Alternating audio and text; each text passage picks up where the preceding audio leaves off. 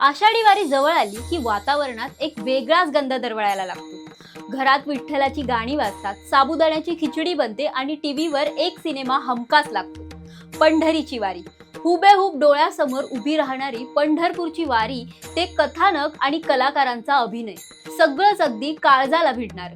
पण या सिनेमाच्या निर्मितीची गोष्ट मात्र रोमांचक पण तितकीच भावनिक आहे।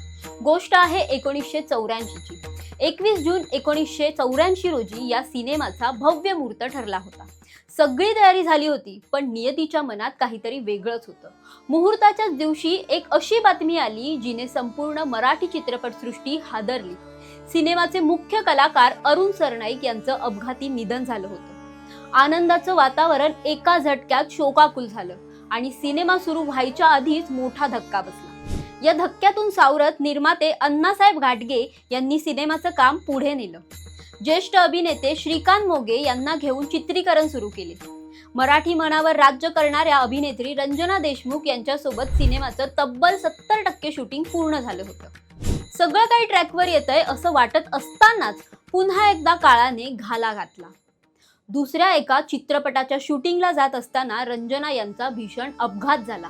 त्यांचं हस्त खेळतं आयुष्य उद्ध्वस्त झालं। त्या कायमच्या अपंग झाल्या।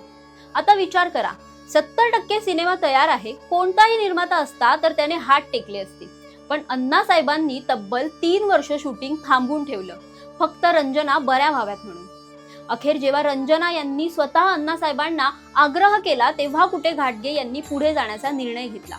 3 वर्षानंतर हा चित्रपट घाटगे यांनी पुन्हा रिशूट करायचं ठरवलं। रंजना यांच्या ऐवजी जयश्री गडकर यांना व मोघेंच्या ऐवजी बाळधुरी यांना घेऊन हा चित्रपट पूर्ण केला। त्या काळात म्हणजे 1980च्या दशकात अण्णासाहेब घाटगे यांनी या सिनेमासाठी तब्बल 18 लाख रुपये गुंतवले होते।